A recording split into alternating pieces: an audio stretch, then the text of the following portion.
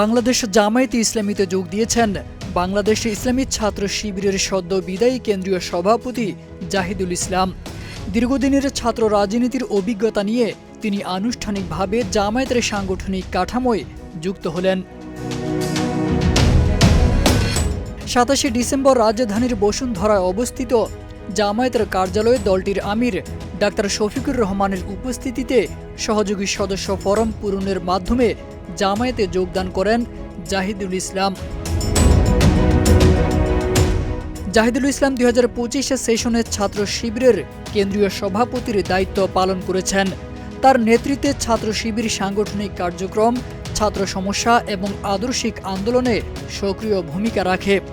সভাপতির দায়িত্ব গ্রহণের আগে তিনি ছাত্র শিবিরের কেন্দ্রীয় সেক্রেটারি এবং প্রকাশনা সম্পাদক হিসেবেও দায়িত্ব পালন করেছেন। শিক্ষাজীবনে জাহিদুল ইসলাম ছিলেন জগন্নাথ বিশ্ববিদ্যালয়ের ইংরেজি বিভাগের শিক্ষার্থী।